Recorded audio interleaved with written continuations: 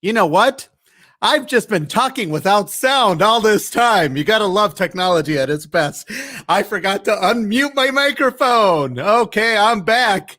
This is Paris. Happy Monday or Sunday or Monday or Tuesday or Wednesday. I don't even know. But a week's with the holiday, it just screws up my whole schedule. So hopefully you guys can hear me now. Yes, Dave can hear me now. He's laughing out loud all the way from the People's Republic of California. We got Darlene. We got Nick asking if it was the same show. Yes, I've been on for 3 days and 42 seconds. My guest does not realize how long my show actually goes. But hey, who needs sleep? It's overrated anyway. I'll sleep when I'm dead.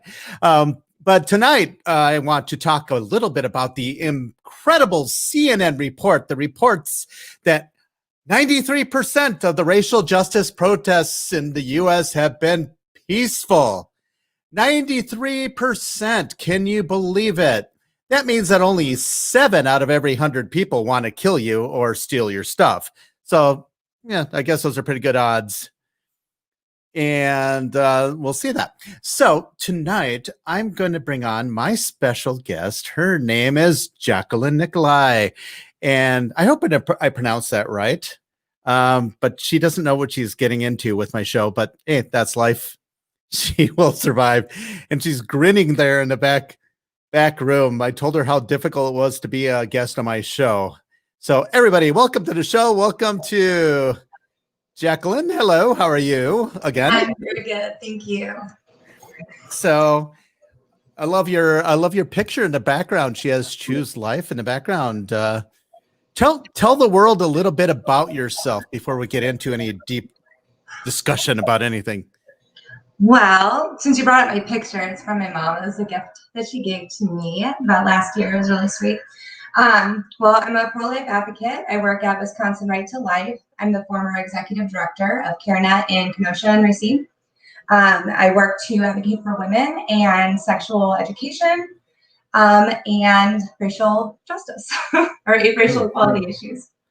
Yes, absolutely. So now you have the benefit of being from the Kenosha area too, right? So I do. You do. It's been a crazy few weeks, but it's really lightening up, and we're seeing a lot of.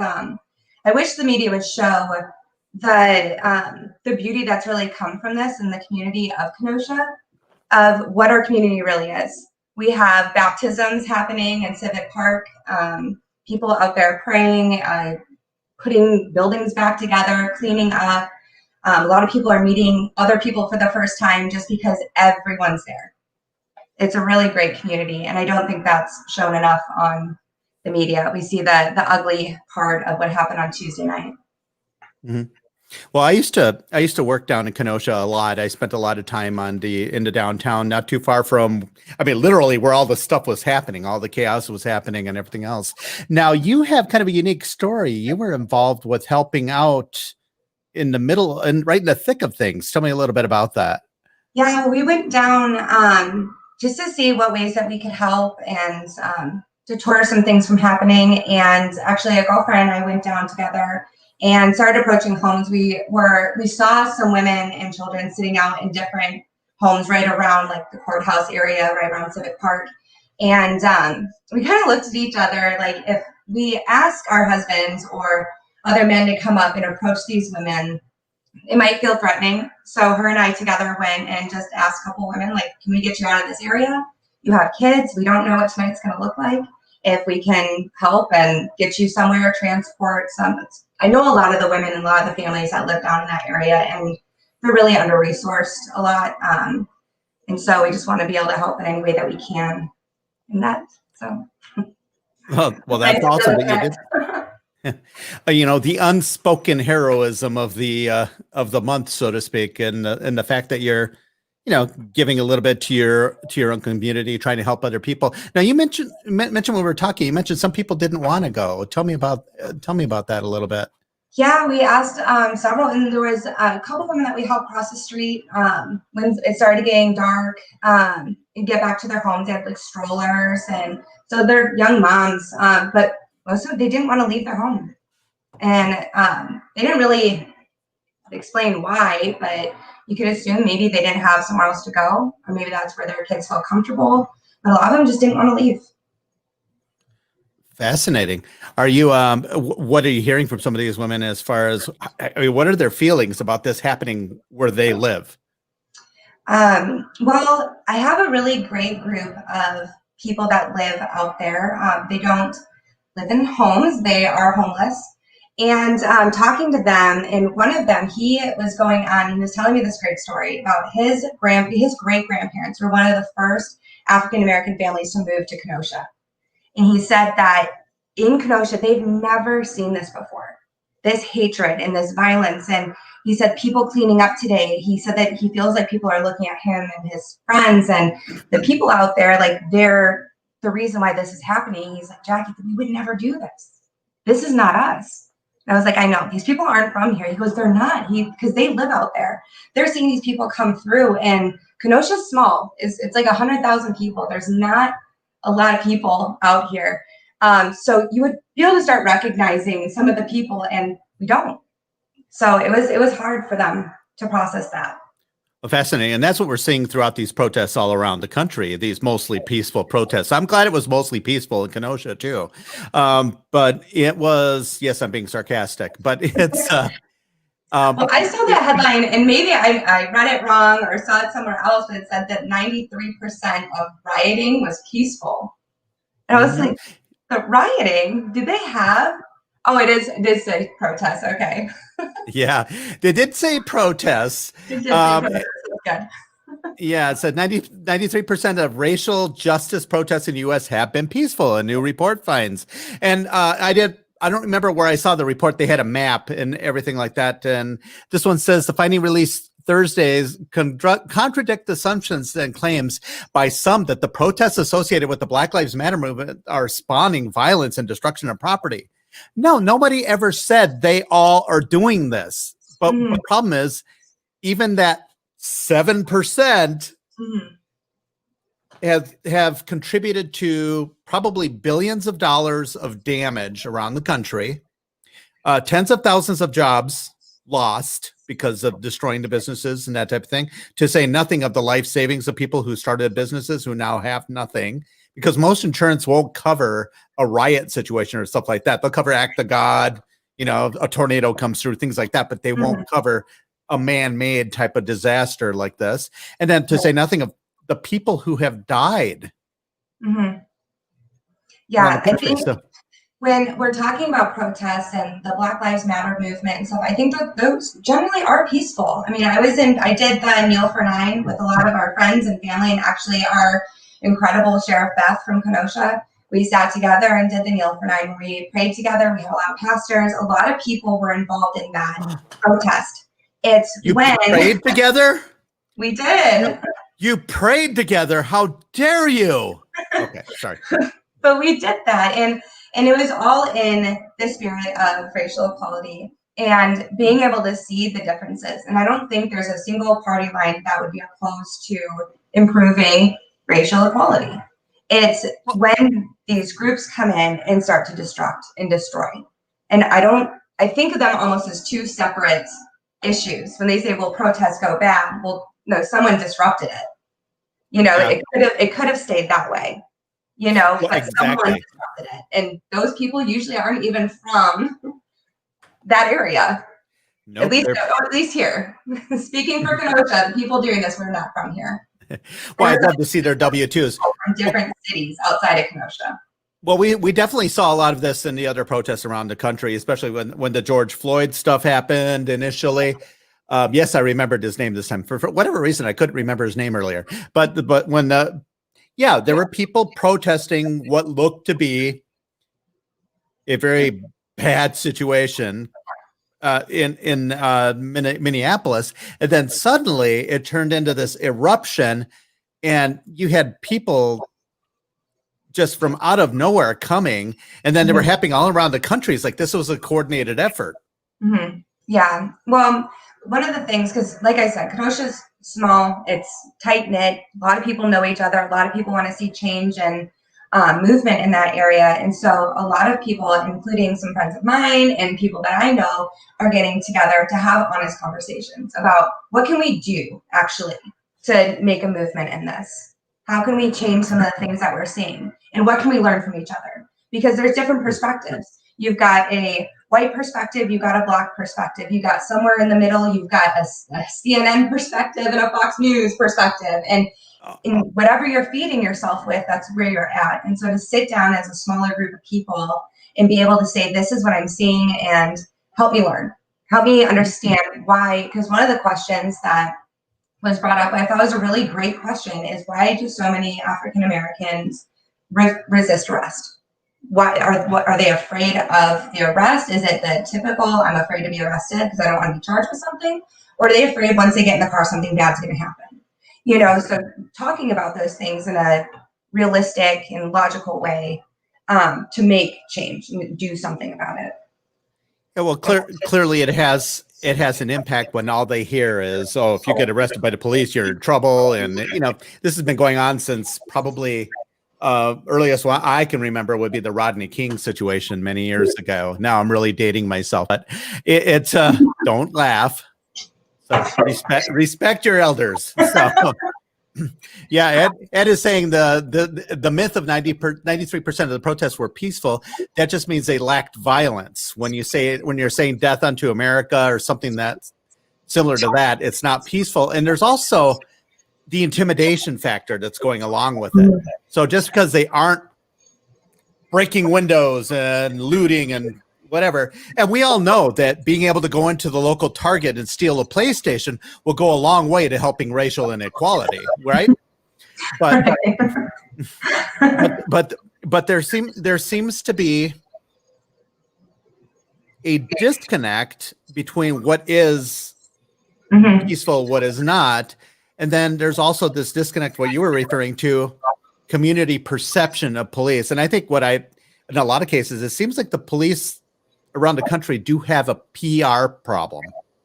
Yeah. A public relations issue. There's a misinterpretation. Part of that comes from the leadership in a lot of the Black community, the Hispanic community, stuff like that. Because I think they think that there's this perception that white people don't have problems with the police, and that nothing could be further from the truth. Right. Yeah. When I look at a lot of the public offices, I don't think many of them were trained in public speaking. I think that's a very fair assessment from some of the things I've seen.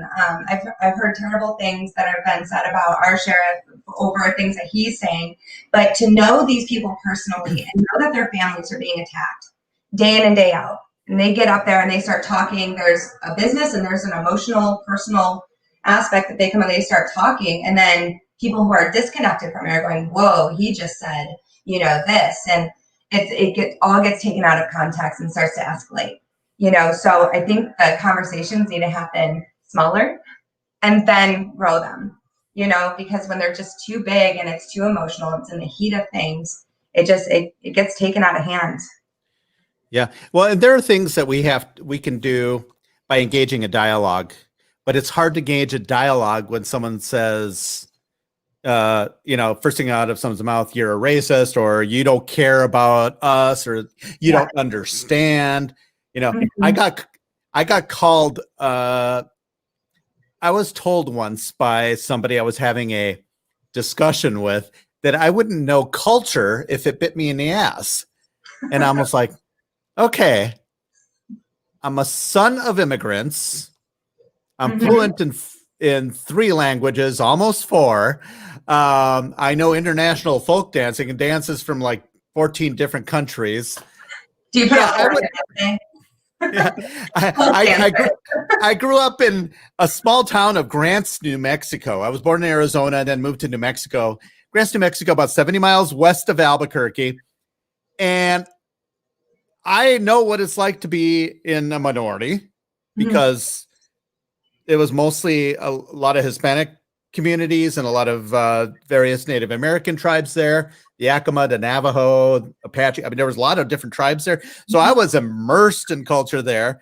My mother was disabled. My parents are divorced, and, you know, all that stuff. You know, I'm not saying that because I want anybody's sympathy, but it's like, we all have our crosses to bear. Right. It's We what all you have do with a different perspective. And at my church, we were doing a lot about racial reconciliation. And it was a really, really great group. So we get in this group together, just as women, to talk about what we're seeing. And one of the women came forward and she was just angry. She was angry at everything. She's like, I don't care who you are. If you voted for Donald Trump, you're a racist. And the leader of the group, who is a Black woman, absolutely incredible, said, hold on. She's like, that's like saying anyone who votes for Democrats is a baby killer. She's, you can't assume that one fact that you believe about someone identifies an entire group of people. That's what keeps this separation big. Mm-hmm. That's why there's no unity, because we see one thing and it's like, oh, well, that means you're this. Well, that it's not actually true. There might actually be something else that I'm voting for, or something else that I see in a candidate other than the one thing that you don't like. That's what's referred to in logic as universalizing the particular. Yes, impressive, huh? Yes, I studied sentential calculus, but but it is absolutely true. You can't group just like, but okay, you want us to accept that, the protesters are saying not all Black people are criminals. They shouldn't be killed by cops. I get that. But then they also have to accept the fact that not all cops are bad. Not all cops. Yeah, there were some very bad police procedures in the situation in Minneapolis. And I think there should be punishment. I don't think it rises up to the level of murder personally, but then it becomes, now we don't know any more facts in Kenosha. So I'm not even going to begin to talk about the innocence or whatever in that. I mean, regardless, everybody can agree it's a tragic situation, no matter how you cut it. Yeah. People died. People had their lives changed. Businesses lost their people lost their businesses. People, living in fear. All that stuff. That's a very difficult situation to be in. But people say, well, the cops, and I say the police have a horrible PR problem. But the problem is their message is not getting out anyway. Why? Because the media is not letting it out. Right. And then the leaders aren't allowing the police message into their communities. But I think the biggest culprit, in my opinion, is the media. I think they're the ones that are driving this divisiveness. Well, the thing that I think is would create so much unity is if the media just stepped out. If the media just stepped out and we could have conversations, because there's a lot more that we all agree on than disagree. But I think that would scare the media. If we all agreed on something, that might cause a problem. Yeah, well, that's what they fight about. Your ratings might go down. Exactly. So I think there's a lot more common ground in all of this than people give credit for. But people go so far to one way where every Black man is innocent, and then you have the other half that's like, all police are good. Both are lies and both are true. Yeah, there's common ground. If people would just shut up and have a conversation, listen to each other. And this happened. I was at a Back the Blue event, probably about a month ago now. And naturally the word got out and we had some protesters. When I say some, there were a couple hundred protesters that showed up.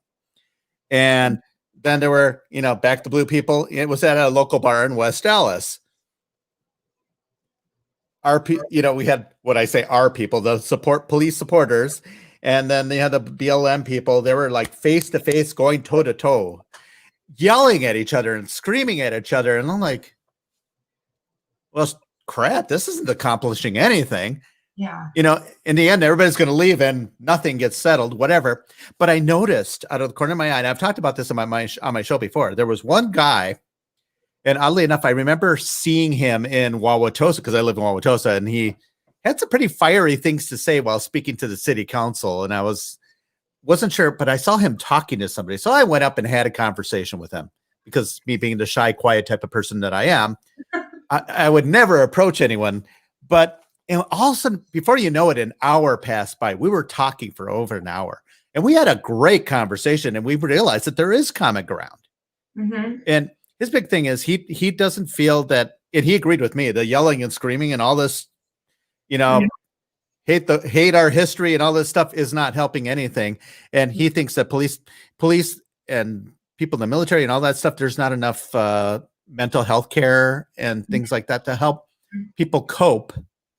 And now we're going to, quite frankly, we're going to need a lot of mental health care in these cities that have been affected by the rioting and all that stuff, like Kenosha, like Seattle, like Portland, because there's a lot of psychological trauma, PTSD and everything else like that.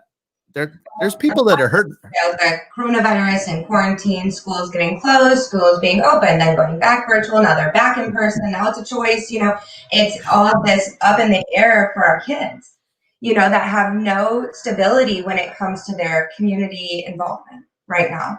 So when they were volunteering before, they've been taken out of that because of coronavirus. When they've been going to church or having groups and sports, all of that has been really minimalized. And then school's up in there. Now you've got these riots going on.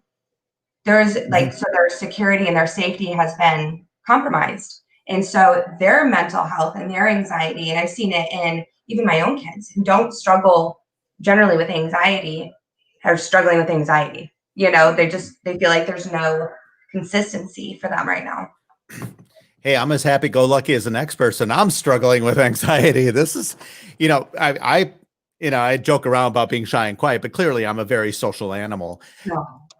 When we had this, the lockdown, I couldn't interact with people, and I wanted to. I went out anyway. I broke the rules, and I still couldn't find anybody. Nothing was open. I wanted to go get chicken wings at BW. I couldn't do it without doing carry out and whatever. And it just little things. And all of a sudden I had my son full time at home. I get, my 14-year-old is at home instead of at school. And then I'm sure he's getting tired of seeing me and all that stuff. So yeah, I know how that can go. I'm sure your kids are like, Mom, I don't want to see you anymore. Go away. Kids, the things that we like to do with our kids is we go to the movies all the time. Like it's probably once or twice a month thing. And this entire summer, we haven't been able to do that. No, we had to be more creative. What did thank goodness we had the internet. My God, Netflix saved me. Yeah, well, it was nice that I think it was Amazon or the Fire Stick, whatever it was, but you could purchase the movies that were in the theaters. That's why we watched like the Trolls World Tour and everything when it came out in theaters. It was our home theater. So it was nice, but you still don't have that whole experience of just going out as a family. Like it's a whole event for us. Like we bring slippers and pillows and blankets and secret snacks, like the whole nine, it's a whole thing. And so not being able to do that was tough. Secret snacks are great. So Catherine is saying when the Trump parades go in, it's always happy and positive. And that's kind of interesting. There is a contrast. Mm-hmm. Our better days are ahead of us. I mean, you even look at Martin Luther King, you look at John F. Kennedy, quite frankly, even Bill Clinton or something. They always talked about better days ahead and all that. Reagan and all, I'm not saying he was the best messenger because he was also had some deeply rooted personal issues.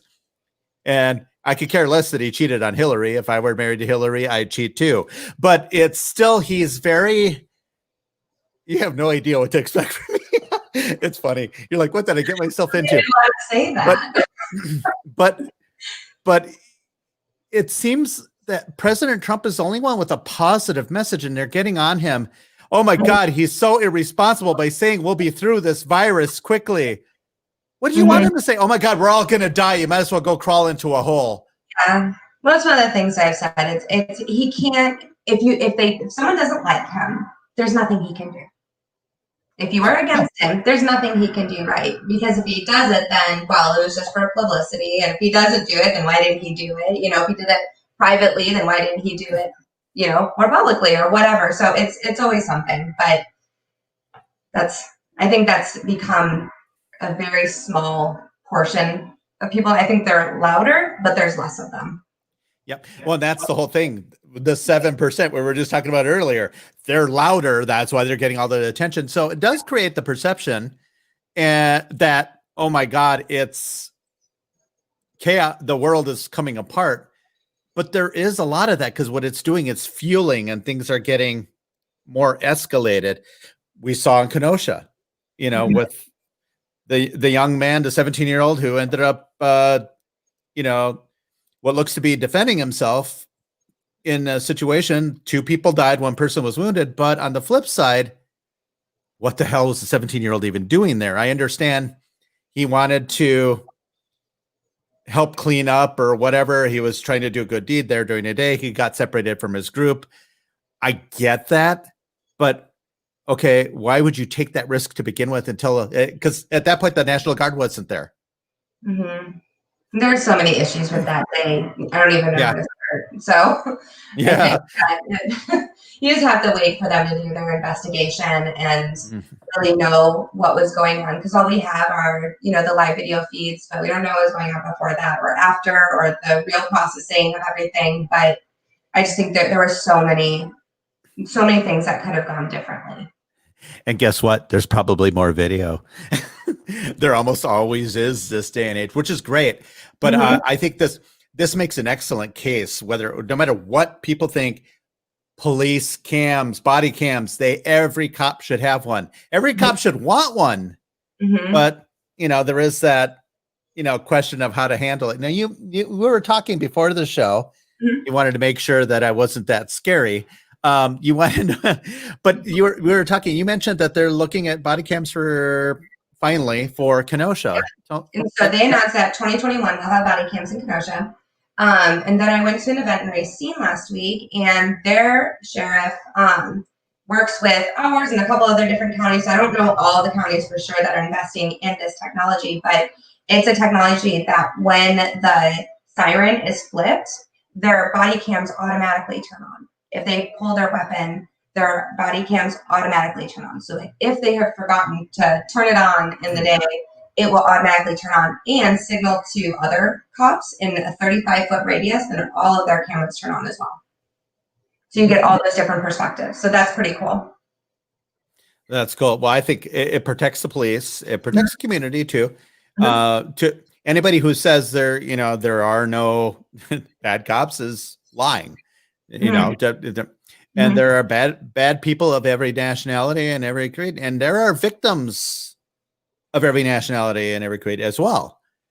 And that's the whole point. And I love what President Trump did with when he signed the executive action, the police reform executive action that he did a few weeks back. Seems like an eternity ago.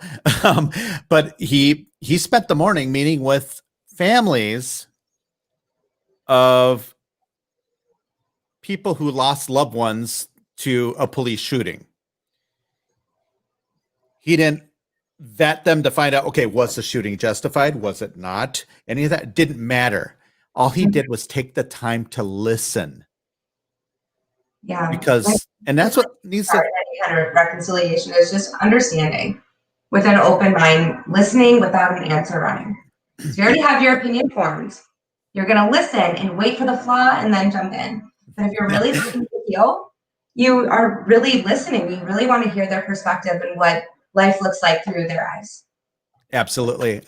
Getting some comments. I know Ed, he was in his community. Well, he kind of wasn't in his community, but he kind of was. But anyway, Ed and I had a big discussion on this. We sometimes have our fights, but that's a beautiful, we don't fight. He was actually at the chicken burn, by the way. So, but in the end, we all have varying degrees of understanding, but in the end, the legal system will work, and we have to have faith that it'll work. That's what I'm hoping. I'm hoping is going to happen, and we got to get on with business. And I'm very happy that we saw the economic numbers still improving. Of course, everybody, Fox News was reporting the lower unemployment. We're down to 8%, whatever. And of course, CNN reported our growth has slowed. It's like we saw this. I mean, the media is the biggest perpetrator of all of this. They want to create a story where there is none. And the fact of the matter, the story is the fact that we didn't fall apart. And the only reason we didn't fall apart was because of Donald Trump's economy, not Obama's. Right. Donald Trump's economy.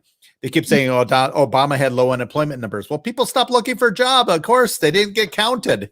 So Yeah, and he's done an incredible job with that. I mean, there was a lot of fear in the beginning, I think, with the change in tariffs and stuff. He didn't know anything about tariffs before he had changed it. And I know a lot of people that were affected by that. And it was hard at first, but they're like, I mean, doing so much better. Their companies are thriving and more people are having jobs. Like they're able to hire more people for their organizations. So many good things are happening from that. And I think that's so notable. That is a huge change that happened. It wasn't minimal. It was a really big change and everyone felt it. Yep. And I think I'm hoping that I'm hoping that people will see through through the minutia. And I think they are. I mean, I don't think President Trump is really trying to win the popular vote. He's never going to get California, the bulk of California or the bulk of New York State and all that stuff, short of something extraordinary. And all of a sudden he has a Ronald Reagan landslide, which would be awesome. Yeah. Then we can just tell them to STFU. I'll leave it at that. But it would be nice to see that. But I think he's focused on the battleground states, the ones that'll, he's got to keep Pennsylvania and Wisconsin and Michigan and North Carolina and Florida and all those. So he's got to keep those, but he may even be able to pick up a Minnesota and pick up a Nevada. Now, I'm still thinking California might be an outlier surprise. Oh, I like what I. Yeah, very happy surprise. I'm an eternal optimist. I have to think because of Governor Newsom and all this stuff, people are just tired. You cannot afford to live in California, right? Or New York State or whatever. A few years ago, there was a mayor candidate, or was he a governor candidate? Maybe it was a governor candidate running for governor, and he was, I forget his name, but he was a member of the Rent is Too Damn High party. Why? Because the rent is too damn high. That's how he talked. Oh my God. What a slogan. Oh, Michigan's really taking a big turn red. You can see those trends happening, and some of the billboards of their governor that are up, they're like, never again. They've like posted like idiot over it or Trump 2020 over it. So it's nice to see a lot of even family members and friends that I have there and other places that were formerly Democrat or vote traditionally Democrat are not thinking that for 2020. So, yep. And I think, and now people are seeing the riots. Yeah. Those 7% of riots are actually hurting the Democrats. Yeah. Because they embraced it all this time. And now suddenly they saw their poll numbers and, oh, wait. Yeah, we got to detest the violence. We're for the peaceful protests. Yeah. Kind of putting their foot in their mouth now. Someone's got to put a foot in there somewhere else, but that's a whole different conversation. Because you know what the scary part about this? Biden might win. That would be scary. That should be enough to, and people who say, oh, Biden's a moderate. Biden's not in control of himself, let alone the party. Mm-hmm. Yeah. And I wonder sometimes if he knows he's running for president, or do you think you're running for like Boy Scout leader? Like, I'm not really sure what he thinks he's running for. But I don't, I know he's not running his campaign. So, can you imagine him teaching people how to light a campfire? I don't know. Being president, I'm afraid of whoever's going to actually be president when he's president. That's what I'm more afraid of. Who's he going to have making these?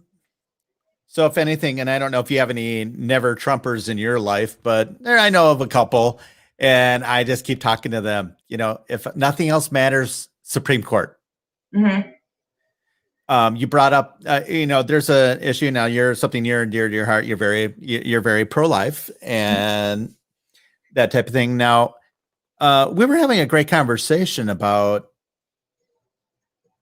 perceptions and stuff like that. A few weeks ago, there was a religious kind of a church service at David King, who's also in the audience tonight, he was conducting like a prayer service at the Capitol in Madison.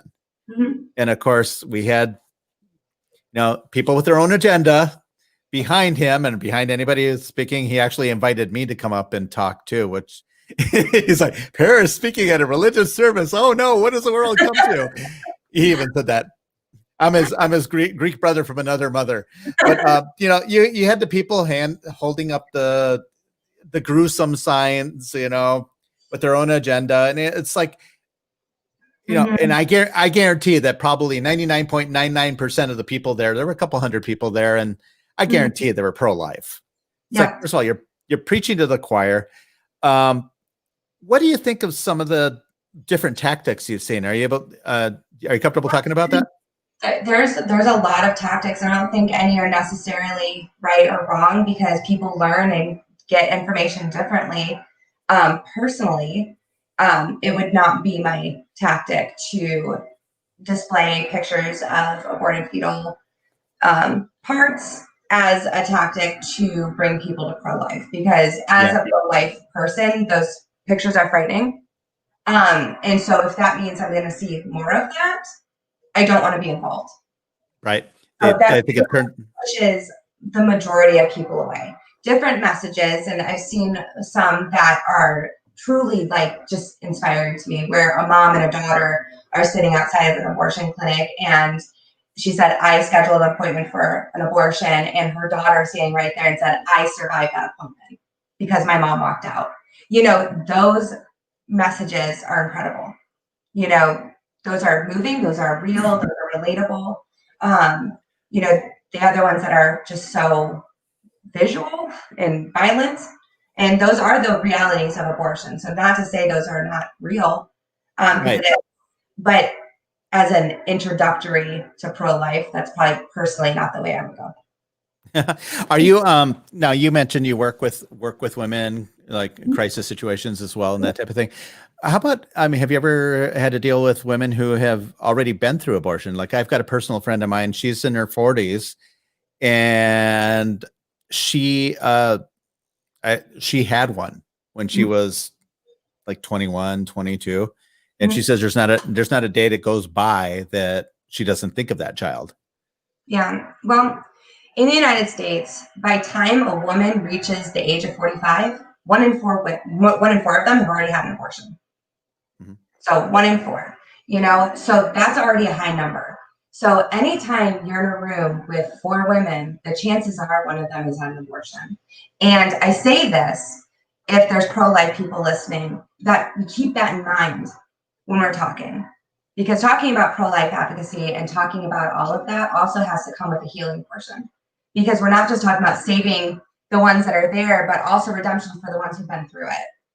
Women, there's 2 victims. Every abortion has 2 victims, a child and its mother.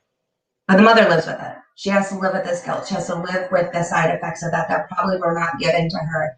The suicidal thoughts, psychosis, the things that women go through after abortion are horrible. They're devastating. And so for women that have had an abortion, there is healing in that. And those are some of our strongest advocates because they've been on the other side of it. Women that haven't, we don't know. I don't know what it's like to have an abortion, but I do know what it's like not to.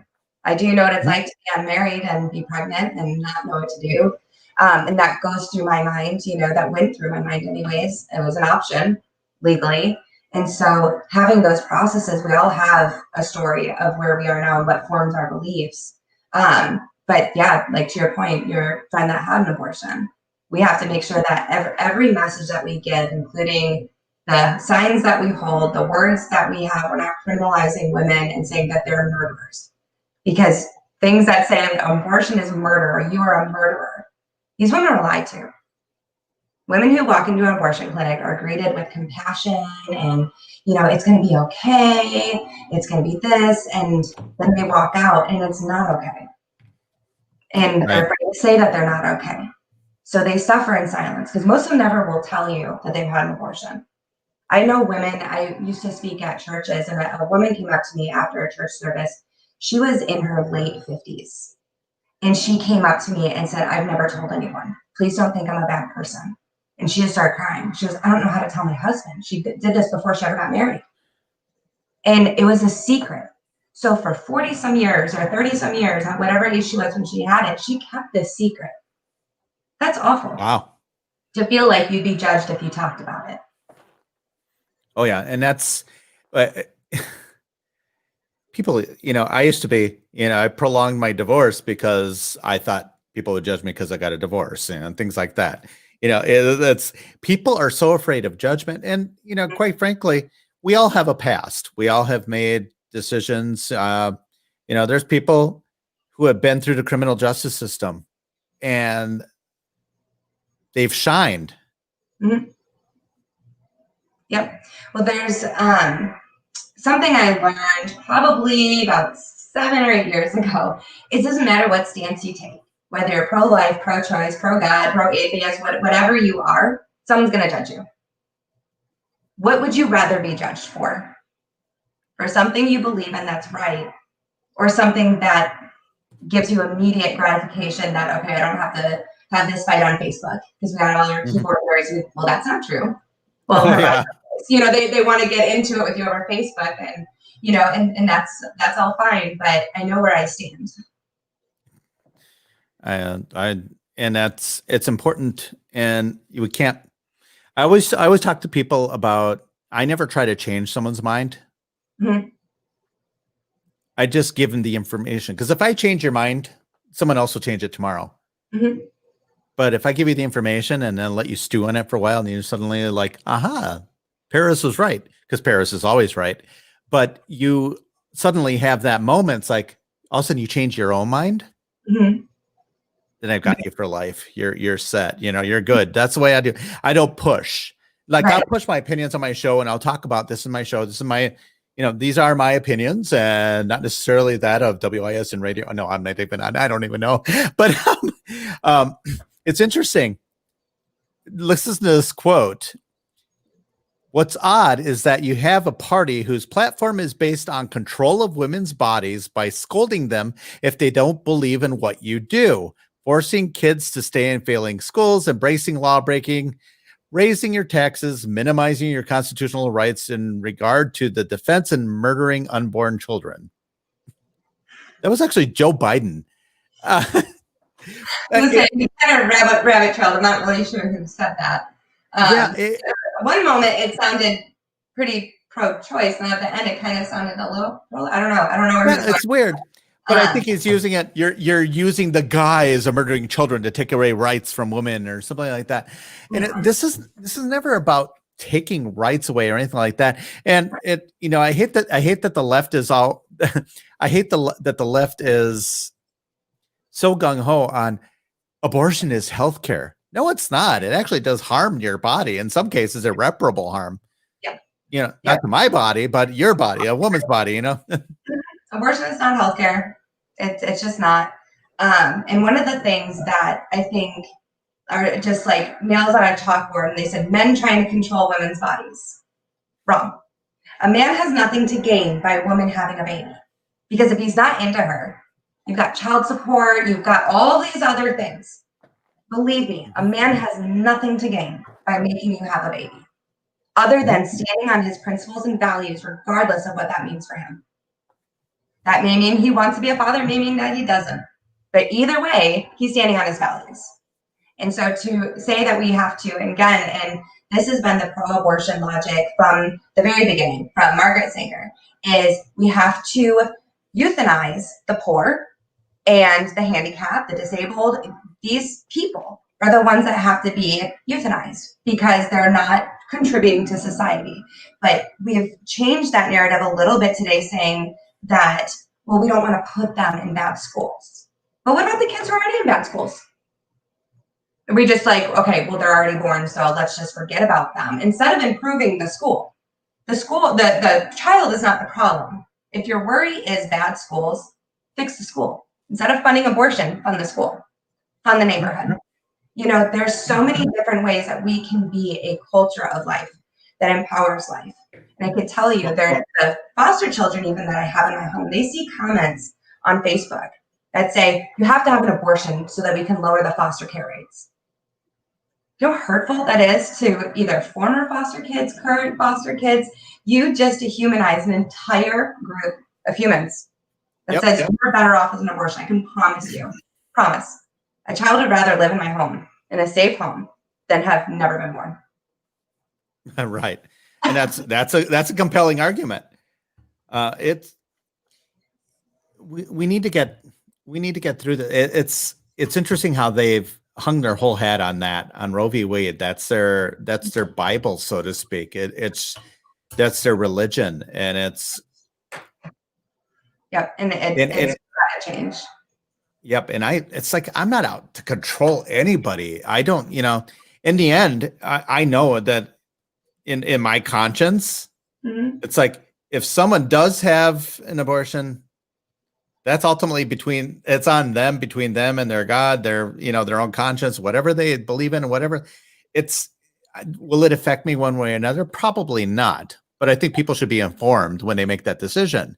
Right. And there's nothing wrong. I do a lot of pregnancy tests when I worked in the center, in the pro-life pregnancy center. And we would do these tests and we would talk to women and do abortion counseling and talk to them, because most of them that came in needed to have an abortion. And so I'd ask them, almost all of them said they needed to have an abortion. A lot of them already had their abortion appointment scheduled for the next day.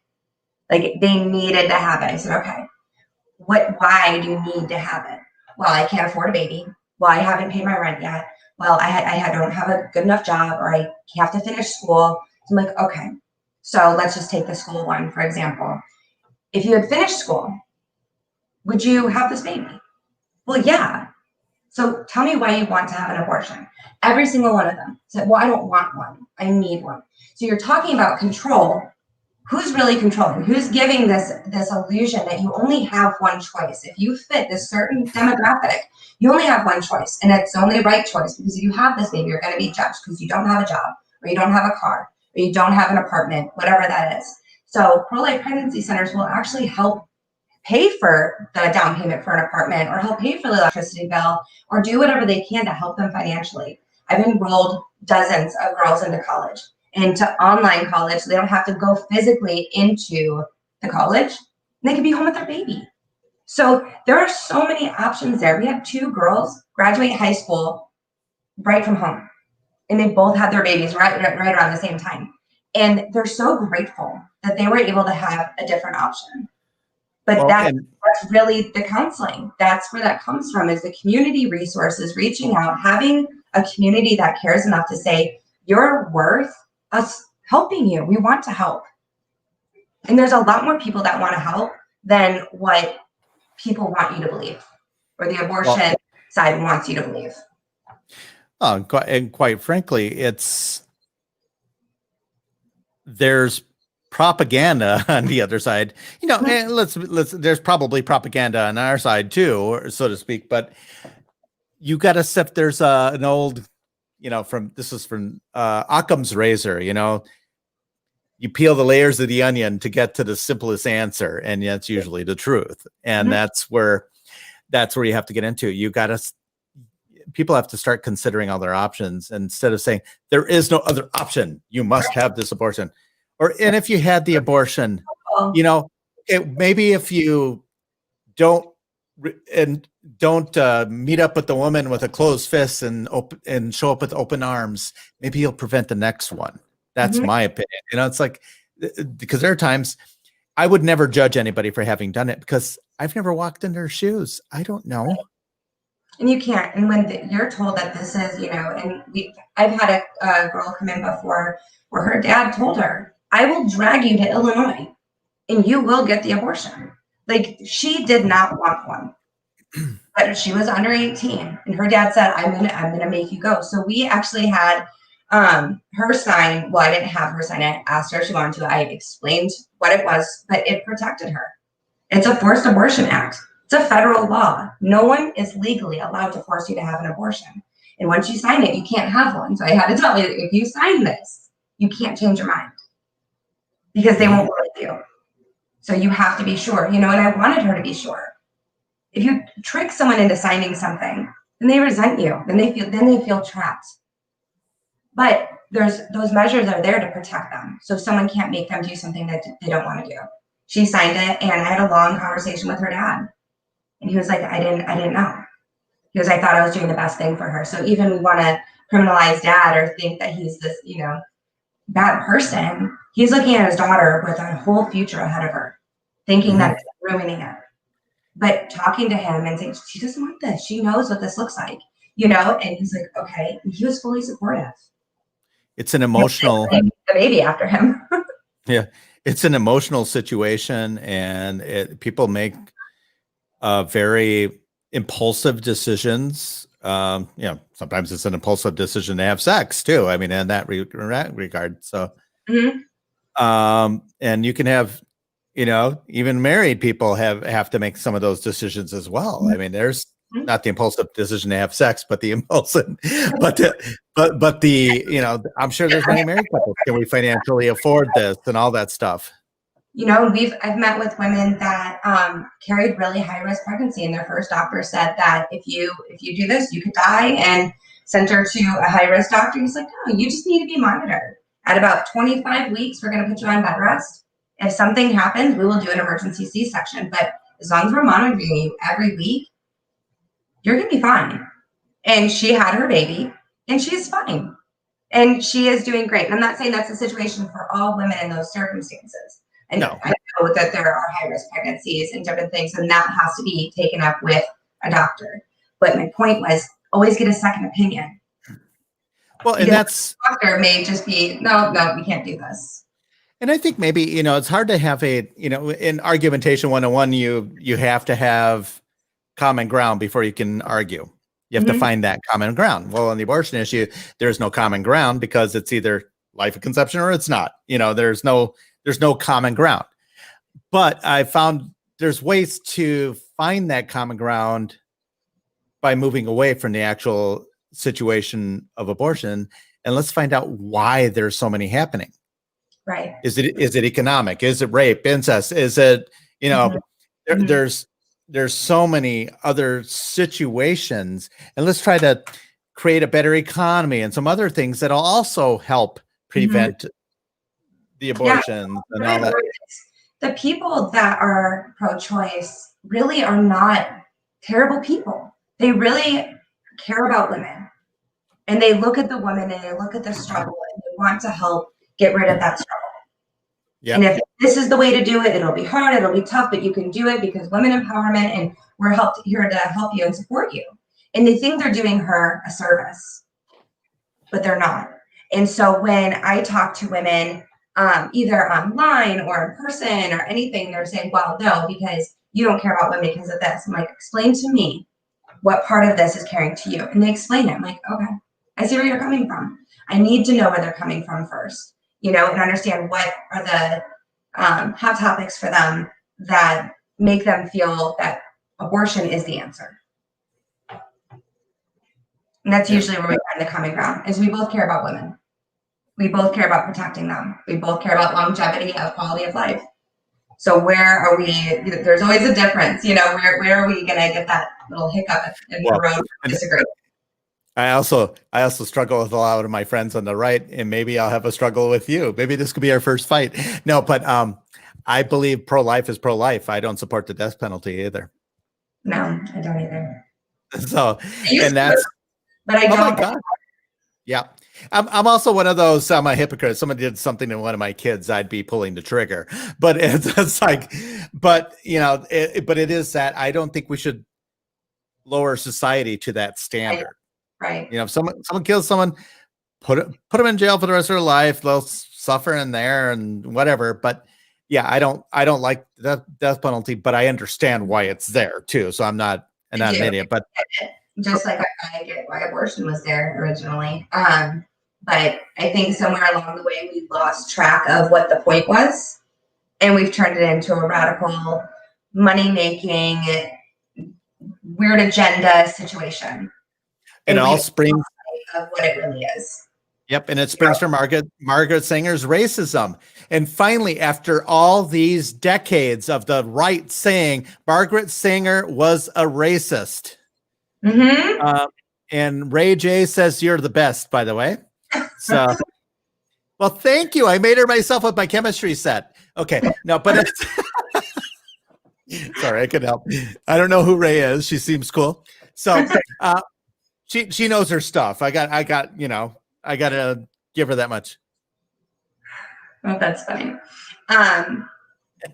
Yep. See, this is where it is. What are you talking about? John Paul supports the death penalty, and that's fine. You know what? And it's cool, John Paul. We can actually disagree on something and not hate each other. Isn't that awesome? So that's, I was raised in Arizona, so death penalty was something like you're just born believing in. Like that's how it is out there. You just like get hung in Central Square or something. I don't know. that was me.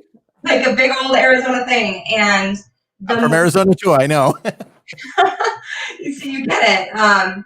But the more pro-life I became, and not just from birth, I think that's where most pro-life people start, is looking at conception and understanding that, and then moving forward into, okay, well, what happens when baby's born?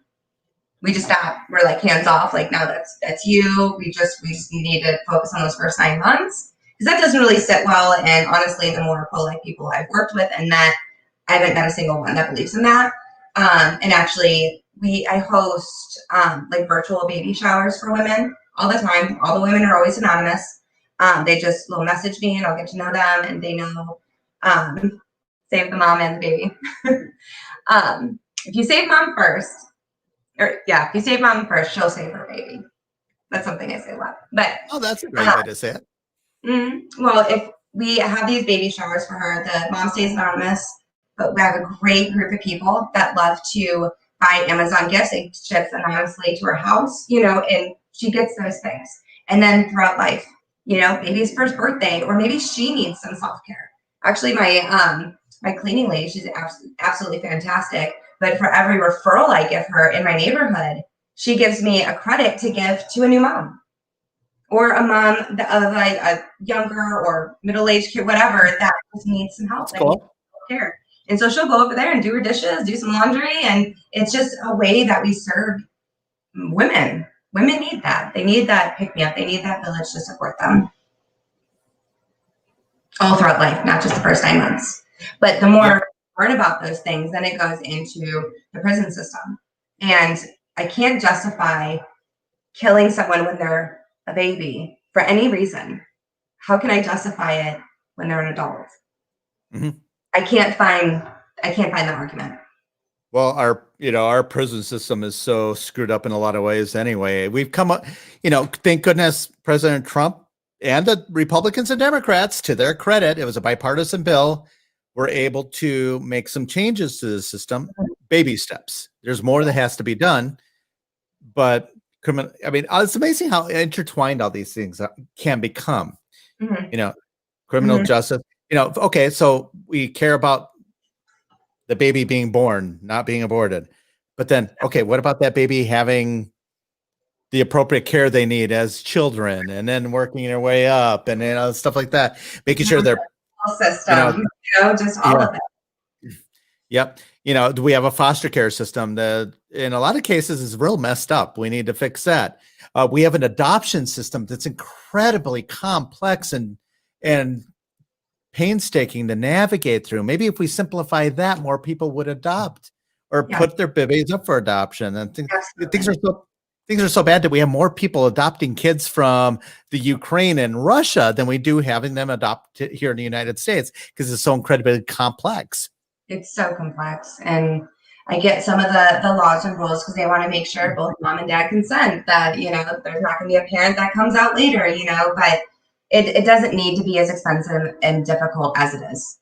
It just doesn't, I think that when you get onto the topic, and perhaps I'm not stating a fact, but I think when we start looking at racism and all of these things that have happened in the last few years, especially just focused on that, we start to look at just humanity and equality as a whole, and human rights as a whole, because human rights doesn't stop for people who are Black. It's not like, well, you don't actually qualify in this. If you're a human, you qualify to be involved in human rights activism and having the right to life, so that starts when you're born, and everything throughout it. So whether it's racism, and I think that's one of the things that kills me sometimes, is that, well, it's none of your business what I do. But in a human rights world, that would then also apply to slavery. If you have a slave, it's none of my business to tell you what to do with that human, so you can't have your cake and eat it too. Either you believe that all humans are equal, no matter the age, the race, gestation, disability. I mean, does it get much further than that? If they're, if they're gay, if they're straight, if they're Christian, if they're atheist, if they're in a prison cell or a church pew, every single person is equal. And that makes perfect sense. That's in the idealistic point of view. The thing I don't like about this whole chaos of recent times, this equity and inclusion movement that's out there, was just another word for quotas. Let's be honest. Why are they making it seem like we are still living in the Jim Crow South of the 1910s? They're making, I live in Wauwatosa. They're making it seem like Black people have had no rights for, right. Ever, and stuff like that. That's not the case. Yes, there are things that need to improve and our policing and all that stuff. Let's have that discussion. Mm-hmm. But I think there's been a lot of awakening in that. And I never consider myself to be a racist person or, the unconscious racism or all those terms that we hear. However, I started looking into more things and seeing my own thought process because of these issues. I read the book Wide Awake, and it was an incredible viewpoint for people who are white who don't understand, because you don't see where they're coming from because we haven't lived it. You don't understand it. And I know there was a point in my life where I was like, well, why is there funding for Black colleges? I don't understand. Why do they get to have their own college? Truly, it didn't affect me. What do I care? But it was the standpoint. It was something I saw, or maybe something that someone else said to me. I was like, well, why do they get to? But then you think about it in reverse, that they only make up, 12 or 14% of the population. So walking into an area when you're used to being with your family and your friends who look like you, who are interested in the same things as you, who use the same type of hair products or body lotions. You walk into a girl's dorm in, the early 2000s, it smelled like Victoria's Secret love spell. I don't think that is popular everywhere. I think that's white girls. I don't think that was a popular scent for everyone. So to be a Black woman, to walk into a college dorm with a bunch of white girls may have made her feel out of her element. So if it moves us into a place where more Black people are getting educated because they're comfortable in their colleges, why wouldn't we have Black colleges? Right. So seeing those types of things, and maybe no one else had that perspective before, had to have that light bulb turn on for them, but it did for me. And I started looking at things a little bit different. And so it's not so much that we have been living in a time where they can't vote, or there's segregation. That's your drinking fountain. This is mine. Right. But it's the perspective of, have we lived with just thoughts in our head that maybe we needed retuning? Well, I think part of it comes to conservatism at its base. Because I'm seeing, like Ed makes a point that racism, he's Mexican and Puerto Rican. Racism he's experienced has come from the left and other people of color, oddly enough, that he felt, but once again, that's what he's experiencing. I've experienced some racism in reverse too, but then there's people that think white people can't experience racism. Well, I'm a son of immigrants. I've, had a mother on food stamps, for crying out loud. I've dealt with situations where they say they're the only ones that can suffer that way or whatever. It's like, no, we all have our own personal experience. Mm-hmm. But I think the attention has become so focused on race that we're losing the humanity aspect of it. Mm-hmm. And that's where I really struggle. Like I made the point, they're acting like we're still in the Jim Crow South. They can't acknowledge the strides we have made. Mm-hmm.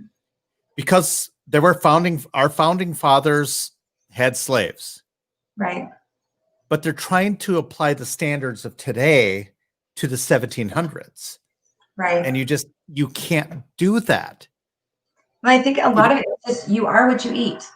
What you fill your mind with is what comes out. What you're filling your ears with and your heart and the people you're listening to and the media that you're watching, you're seeing a different perspective. If you walk downtown in Kenosha, you're going to see unity. People not caring about anything other than being there for one another. I've not seen any violence in that area right now. Obviously like Tuesday, but right now it's all about healing. And you have Black people, you have white people, you have children, and you have older people, you have pastors of all different denominations out there, doing things for each other, with each other, not discriminating against race or religion or age or gender. It's just nobody cares. We just want to be there for each other. But if that was publicized, again, you would create too much unity for anyone to handle. Well, too much unity to drive the media narrative, and that's what it comes out to. It is so focused on race that we look for racism when it doesn't exist. We mistake people for being a-holes as being racist. See, that's brilliant. That's exactly what's happening. And we can't start out making assumptions about anyone. And that's the whole thing. That's why I approached that guy. I'm on one side, he's on the other. Why should we talk? Why? Because I wanted to. And you know what? He wanted to too. And we had a great discussion. We've actually had some conversations since then as well. I do web design, so I'm going to help him do a website, some other things. But so we found a common ground. Do I agree with his methods? No. Does he agree with mine? No. We don't have to. That's what makes this country great. When President Trump says, make America great again, that's all right. Got my mask. Here we go. Trump 2020. Ah! Okay. But he never said make America great again because he believes in slavery. That's a bunch of bull crap. He just wants us to be number one in the world again, like we used to be. Economically, I think that is, it's a reasonable plan since he's already done it. But that's what you were saying about people being taught the media they consume and stuff like that. And therein lies the problem. We're getting actually indoctrination. Yeah. In schools, the LGBTQ. I have nothing against gay people, but do I think their agenda should be taught in schools? No. And I'm not saying, when I say their agenda, I'm saying the militant political arm of the LGBTQ community. Well, I think, and this is just personal, I know there's a ton of people that disagree, but I don't think sex should be taught in schools. I know that we push for sexual education because we want our kids to have it properly, but there are certain topics that I don't believe should be left for the government to teach. Those need to come from home because those are your values. Because I can promise my values on sex and religion and politics are going to be different than the teachers. They're going to be different than yours. They're going to be and these are the things I want to surround my children with, not whatever is going on there. And I've seen the curriculum for the sex education, and I'm not. We call out sick. We don't go. We're not doing that. Yeah, it just, you don't dangle the carrot in front of the mule. They're going to figure it out on their own eventually. And, and if somebody decides they want to be a girl, or if they're a guy or whatever, if you want to go on and put on a dress when you're old enough, go do it. More power to you. I don't care. It doesn't affect me one way or another. If you want me to call you she, that's a discussion you and I can have as individuals. I don't think the government should mandate that I call you she, that kind of thing. It's just, they got to stop just pushing the agenda. And then you got the crackpot parents that are giving their kids hormones so they don't reach puberty, so they can identify as girls in second grade. Yeah, bull crap. Let's be real. I find difficult to swallow with that is after I had my first son, and I was young still, and I thought to myself, I don't ever want to be in this situation again. I want to get my tubes tied. So I went in. I was all of 22 or 23, and I told my doctor I wanted to get my tubes tied. She said, no, you can't do that. I said, she's like, you're just too young. She's like, I would never do this to a single woman under the age of 35. If you're over 35 and single, you can. She goes, but you're not married. You're still young. Okay. I'm sure I could have pushed and got it done. I'm sure I could have gone to a different doctor and really pushed it. But at 23 years old, I couldn't do that. But at 8 years old, we can choose to change the entire biology of our bodies. Before you even really understand what puberty is, you're going to stop it. Yep, but you're not the one who's choosing it. The parent is choosing it. It's child abuse. Yeah. Risks for cancer, just the biological effects alone.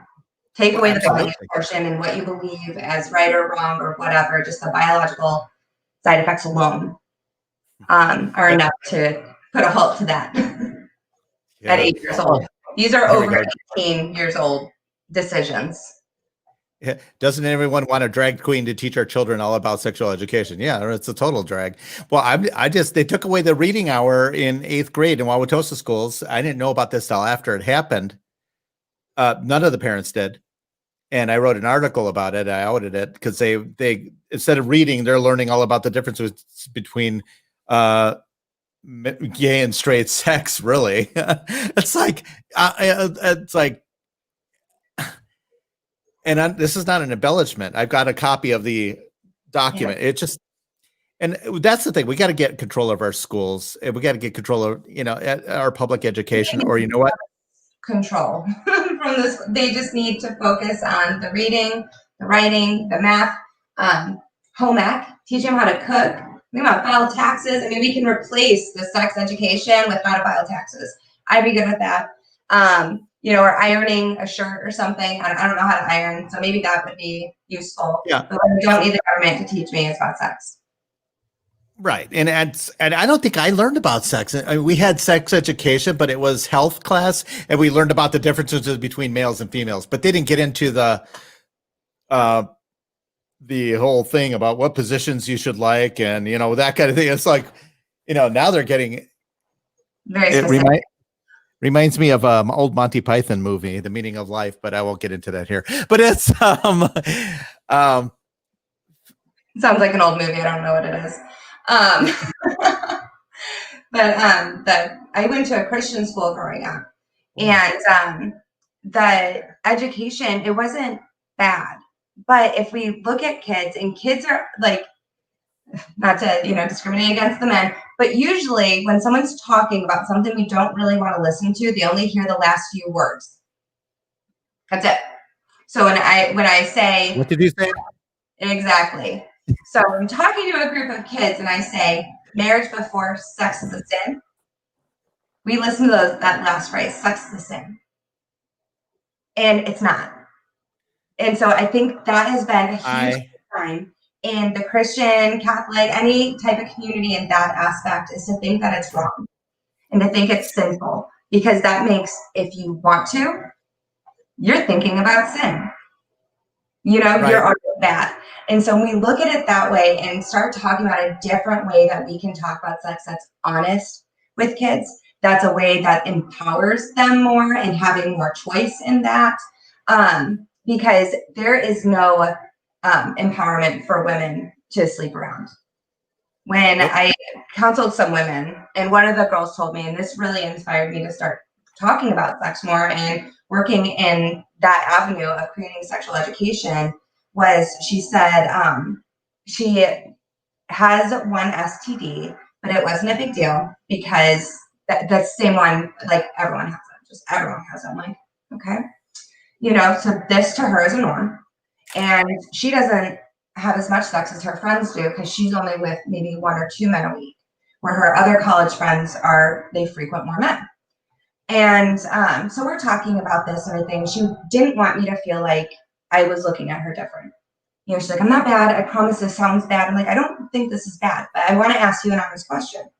Do you regularly orgasm? And she was like, what? I'm like, do you always orgasm? And she was like, well, no, I actually don't think that I can. I said, okay. The more I looked into that, almost 40% of women who are unmarried truly believe that they either can't or they have a very difficult time orgasming. And there's a powerful reason for that. Because before marriage, it's not about a mutual satisfaction. It's not about that. So if you're not orgasming, I asked her, if this is not good for you, then what keeps bringing you back? She's like, I don't know. The answer was, and we ended up talking more about it, is it made her feel beautiful. It made her feel secure. She felt lonely. It brought her a different sense of gratification. For a man, it's going to be physical. For women, it's not that. There's a much more emotional tie to that. Is feeling wanted. So the more men I sleep with, the more desirable I feel. And so, but when she walks away, she doesn't feel empowered. She only feels good in that moment. She doesn't feel empowered when she walks away. She feels insecure. Is he talking about me? Is he comparing me? Did he see my stretch marks? You know, that women get nuts in their head about that stuff. You know, that's why it takes us forever to find a bathing suit. I'm telling you, the amount of bathing suits I've gone through, I'm like, nope, nope, nope, nope, because we're so critical of our bodies. So to be with someone that we know doesn't really care, it creates an enormous sense of insecurity. So when I started talking to her, she was like, well, I know that you're Christian, so I know you don't believe in, like, you know, good sex. I was like, oh, I was like, okay. I was like, so we're going to back up a little. Okay. Yeah, reel it in. Women who are married to men that love them, those men pour into them. They want them to enjoy sex as much as they do. Christian women will orgasm. Women who are married will orgasm. Okay. There were studies on this. There were like surveys, right? It too, because you're important to them. And when you walk away, you don't walk away with insecurities. You walk away with securities. You don't walk away feeling, you know, gross or anything. You walk away empowered because you were with someone who's investing in you, who loves you, who's going to be there with you the next day and the day after that. You know, so those conversations I even have with my older kids about sex. And we talk about, you know, and they're like, I know sex is bad. I was like, no, it's not. It's great. And like, well, I'm not really interested. I was like, if you're just saying that to appease me, we just have to go get that checked out because you're a teenager. If you're not interested or thinking about it, we probably got to get that checked out because that's not. You should you should be curious in that, you know. And there's nothing wrong with it. I think it was the early turn of the century or turn of the last century, the Victorian culture that seemed to have the stigma how suddenly the human body was taboo. Everything was taboo. And I think that's what gave rise, pardon the pun, to the porn industry and stuff like that was because it was this no, we're not supposed to do that. We're not supposed to enjoy it. You know, it's sad that we evolved that way. It's like the human body. I mean, you look at ancient Europe with ancient, like from even 200 years ago, they're much more open about their bodies and sexuality and stuff like that. And it's not in as a perverted way. It's more sensual, more, you know, whatever. And yeah, Bill and I have an issue with that. For men, it's also emotional. I think the mind, the brain is the most important sexual organ of the body. I always that's not what I meant. I meant when you are having casual sex. Oh, casual, absolutely. It's about target. Oh yeah, because I was gonna say for me, I love a woman who can give good mind. I mean, it just, you've got to get me here before you get me in there. See, where do you think I was going to go? Yeah, but it is. Conversation is foreplay. I'm sorry, but it just, I went on, I was dating this girl a short time. It didn't last long because she was drop dead gorgeous, but I just couldn't connect up here. And I just like, I'm sorry, this isn't clicking. I just like. And that's what makes it stronger and makes it better, especially for a woman. Women aren't just physical. Men can be just physical for a night or a couple of nights or whatever. But for a woman to really connect and really enjoy it, has to be both. You know, men and women are different that way. You know, that men who are watching, pay attention. So, yeah, Ed, porn has changed. Yeah, porn has been around since the days of antiquity. I mean, even Confucius and, you know, you got the Kama Sutra and all that stuff. I mean, it's all been there from old times, but it's different. Now it's different. It's almost exploitive. It's lost the connection, the whole mind, body, soul connection, as it were. I mean, I don't, you know, I don't know. This is. It can become an addiction, as we know. There are people who are truly addicted to it. And it takes away from being able to be physical with someone in real life. Because they're never going to be that. That's a fantasy. That is fake. That is not real. You know, no one's ever doing that, you know, in real life. You know, the physical and the real and the emotional, those are the things that are right in front of you. And my mom lives in Phoenix, Arizona. She actually has a nonprofit out there where they remove tattoos from sex trafficking survivors. And so she is really deep into where does this start? Where are they picking up these kids? Where do they start like housing these women and rescuing them and going from their beginning point to their end? And a lot of it is in the porn sites like Pornhub, the child pornography on those back pages. You know, it gets deeper and deeper and deeper. And when you start to open your mind a little bit to those things, it does evolve. Mm-hmm. It's oh, poor Carolina just joined the conversation fairly recently. Hello, Carolina. She's like, what did I step into? The political show is talking sex. Yeah. Okay. You know, but it's so important because I think even now, I mean, even the days of COVID and stuff like that. And I mentioned I'm single. I'm trying to. It's like, how does one date in this age now? And just trying to meet people, and you know, we're losing that ability, that social connection now. Yeah. You know, you got kids in school. I mean, not only are they getting crammed with an agenda, but then they aren't even allowed to interact with each other. They're not going to know how to be humans. Right. It's tough. And we've gotten close with, like, we have several friends that we've made, you know, a very good commitment with each other that if we're not going to be out in parties and out doing things, you know, that we can keep our kids together through COVID, you know, and our families just group together to make sure that we have that, because community is important. Humans were not designed to be in isolation. They just weren't.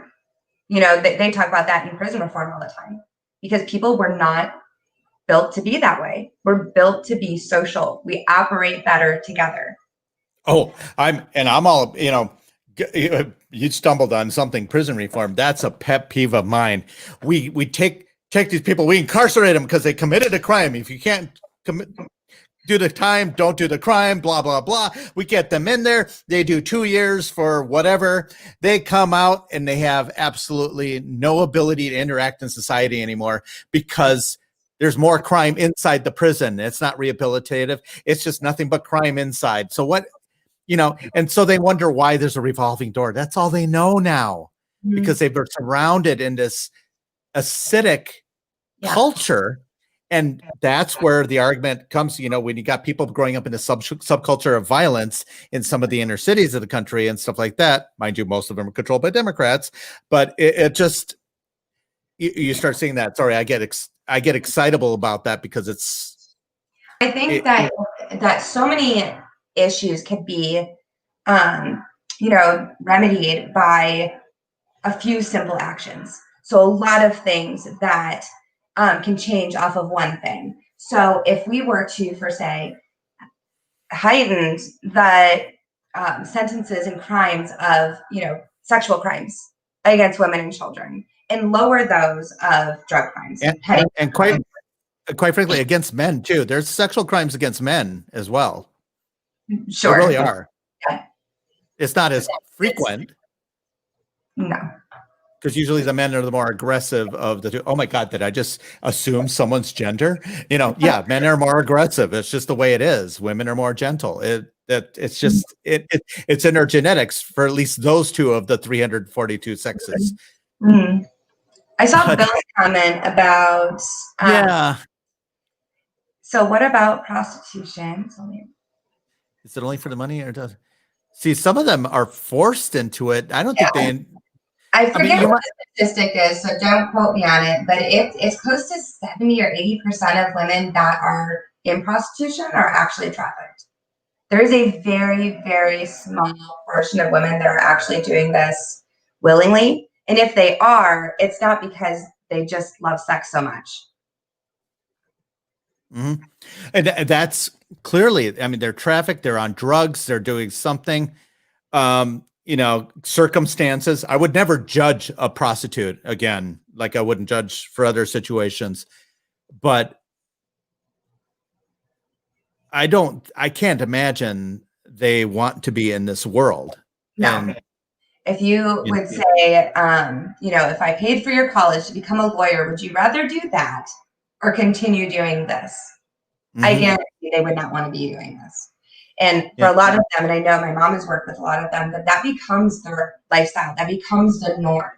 So just like prison reform, a lot of women end up back into it because it's all that they know. And maybe that's what they think, okay, this is what I know. So I'm actually, maybe they think they enjoy it. Maybe that's part of it. You know, maybe this is like just like an abusive relationship. Like, why did she go back with him if he hit her? It's what she loves him. What? She believes she does. And most of these pimps get these girls to believe that they love her. Sorry, didn't mean to laugh at you, but Ed's coughing.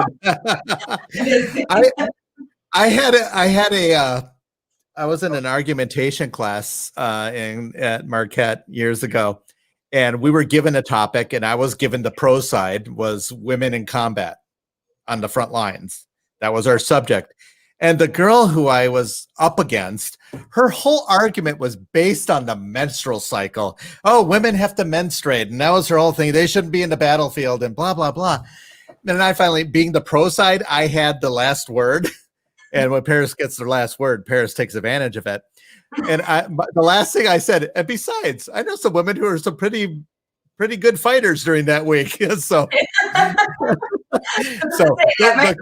used to their advantage.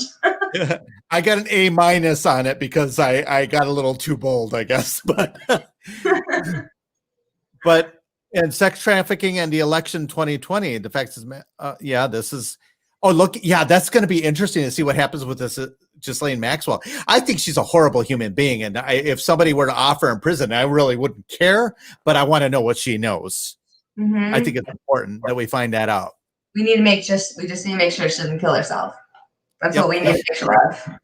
Yeah, the Democrats want to legalize prostitution. They always call these, There's what are they? I will say, I am in favor of legalizing prostitution, but let me tell you, we can control it. We can control it. We not control it. Safety. That women do not carry sentencing and records for crimes they were forced to do. Yep. So if there is a vote to legalize prostitution, they legalize the prostitution, but ban the sale or the purchase, not the sale. So the purchase. So purchasing a prostitute is illegal, but prostituting is not. Mm-hmm. That is something I stand behind. A lot of these women have a hard time getting a job because of their background of being in and out of jail for prostituting when they were forced to do it. I think they should have the ability, because I'm a strong believer, with certain exceptions like murder and rape and bank robbery, whatever. There are certain things that I think you should have the ability to work off and actually get it removed from your record, because some 17-year-old steals something from Marshall Fields or whatever. They steal something and all of a sudden they get arrested, and then they have this is on their record for their entire freaking life. Give them a chance. Then they wonder why they turn to crime, because who's going to give somebody with a criminal background a job? And I think it should apply, and we've talked about this as far as like when we were talking about prison reform and different things that we'd like to see is, what is a double standard? I'm wondering if Bill, be careful, she's feisty. Hold on a minute. No, but when you're talking about that, like exactly like what you said, I feel like when they go to prison, they've done their sentence. That's it. Unless it is like you are a child sex offender and you're applying to be a teacher. No, this is not a good place for you to be. Sex offenders, murderers, you should have a record forever. But for sale of marijuana, I feel like that should not stop you from being an educator or anything else. Maybe not working at any dispensary, but if it's legal, then there's no risk there. If you robbed a bank, I think that should go away unless you're applying for a bank. Look at the lady who Trump released from prison that was in there for like 20 some years. And I love the fact that she turned her life around. She, and I'm not saying everybody has to become a Christian preacher, but she's taking the hand she was dealt and she's helping others to do this, to get out of the system and all that stuff. And we need more people to do it. I think what happens too often on our side, there's the black and white, and I'm not talking racial. I'm just talking about there's either you're a criminal or you're not a criminal, that'll, once again, we need to have standards. We need to have laws, but we also need to still have some sort of latitude in the system because there's always extenuating circumstances and nobody knows what it is. You know, murder, if somebody shoots someone with a gun and kills them, it's murder. But if the husband shoots the abusive wife with a gun, she was trying to kill him with a pitchfork. I don't know, whatever, or vice versa. If it's a guy or whatever. Runs out by using this abusive wife scenario. Yeah, I'm trying. You said it's usually some kind of frying pan situation. Yeah. Have you ever met some of these liberal beta males? Trust me, the wife could be the abuser. Because they need safe spaces and all that stuff, and maybe I'm generalizing. Who knows? But it's fun. No, this is. I appreciate you coming on tonight. You're on a little longer than anticipated, so that's good. Great conversation. Thank you for having me. You give great mind. I love it. And I'm sure some of these people will definitely have, I think we will have to dedicate an entire show to, I think the sexual norms of society, past, present, and possible future. I think it's important to discuss because I think there's, especially now in a world where everybody, oh my gosh, everybody has to have some sort of small group label, Eventually it's going to be, the non-monogamous person who likes chocolate versus the one who doesn't like chocolate, or there's going to be everything in between. It's getting so crazy, but in the end I think it's important because it is about how people connect. Yeah, it is. And there's something to be said about communities. I don't know if we need a label to add on to the LGBTQPAFYZ. It's getting very, very long. We're and a partridge in a pear tree. Yes. Can we just, call it one thing and then you can have your generalized groups? Because there is an importance there in having groups and having other people that understand you. Like I said earlier, we're meant to be community people. People are not meant to live in isolation. But we got to be careful not to be in echo chambers. And that's what's happened. There's a lesbian friend of mine who and I don't have a problem with it. I'm a lesbian. I like women, but no, but she is, she calls herself the gay who strayed because she's a Trump supporting lesbian. And she said she had a harder time coming out as a Trump supporter than she did coming out as a lesbian. I believe that. And she feels like her community, like you're talking about, her community destroyed her. You heard the story about Brandon Strzok, the guy who started the Walk Away movement. Same thing. Yeah. His community destroyed him. Yeah.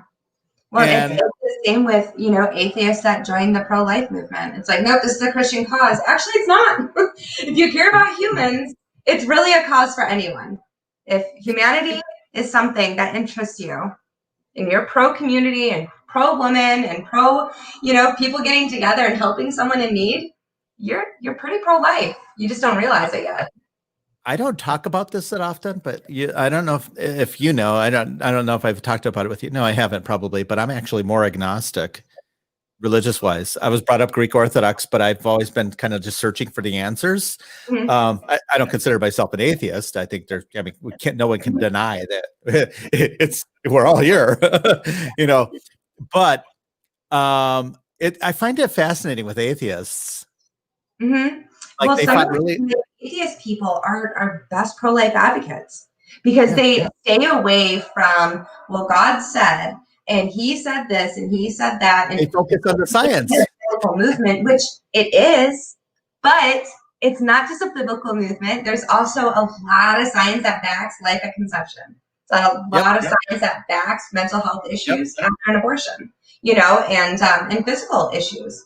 Most women that have abortions usually have subsequent miscarriages afterwards. Or damage. Yeah, physically damaged. Their uterus gets damaged. They can't take that back. And so there's a lot there. And so some of our, atheists, and they're all welcome if you care about humans.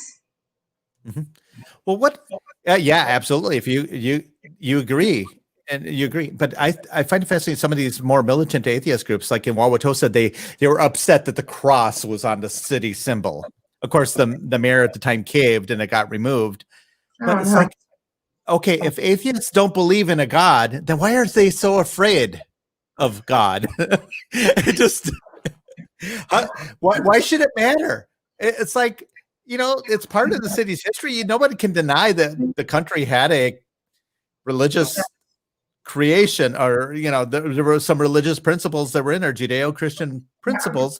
Some could argue those are human principles, a lot of them, all men But are created equal. in general, whether you are, what kind of Christian you are, it's just a symbol of peace. It's a symbol of hope. It's a symbol of this world is not just about me. It's about something that's not me, and it's all revolving, and it's all in the control of a higher power. Oh, come on, it's all about me. It is all about me. I mean, out there that does not maybe revolve around Paris. Oh my gosh, now we're going from politics to sex to religion to all the things we're not supposed to talk about. Isn't that funny? And I'm always welcome, and I love that.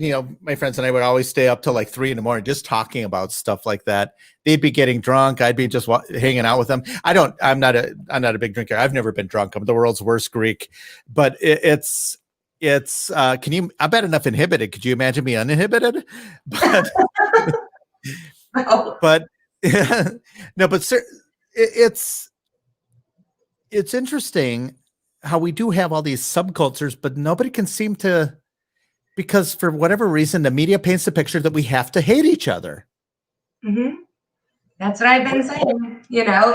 I think that the media fears more than anything is unity.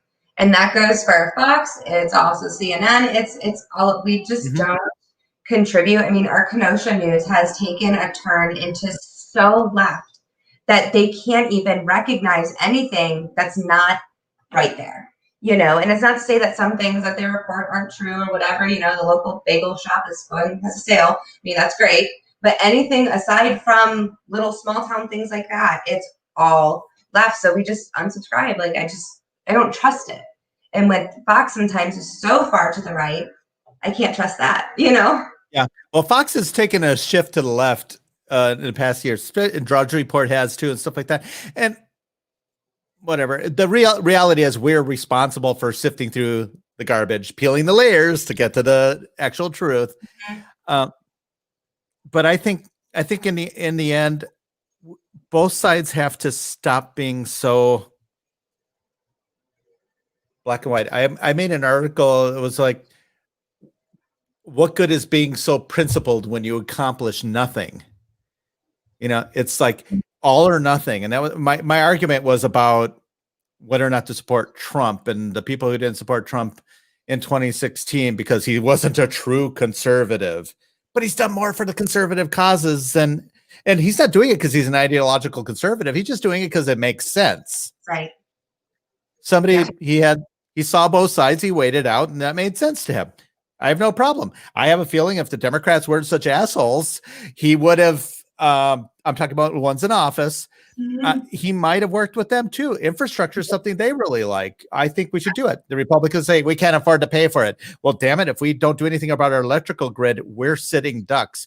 Look what happened in Puerto Rico. That's a microcosm of what'll happen in our country if our electrical grid gets targeted by an EMP or something like that. Sure. You're screwed. But and then none of this will matter. So it'll matter, but and I think that those small conversations that we have with other people, we have to first find the common ground. Yep. So I think there's a lot more we agree on, a lot more, especially when it comes to humanitarian issues and things like that, that we care about people. It's just, how do we care about people? And having those types of conversations that will really change things and, see a different perspective. Oh, okay. Elgato wants to do a live show with people over a bottle of bourbon. I'll bring some ouzo. No, I hate ouzo. So, at any rate, your husband's never had an alcoholic drinks. That's what you think, Shannon. No, I'm just kidding. So these are all great people. And not from the majority of citizens. Yeah, I agree. Tyranny is from the elite. And that's the whole thing. I think we've created a situation where we're becoming almost like an oligarchy or an aristocracy of sorts, where we're going to have the ruling class. Yeah. And that's where that's why Nancy Pelosi that's why Nancy Pelosi can have a haircut. Oh, what did he call her? The Marie Antoinette. Oh, that's so funny. All right. Well, I will. This goodbye is lasting longer than the average Greek goodbye, but you're Italian, so we're it's a European thing. Tomato, tomato. Potato, potato. So, and then, hold on a second. Criminal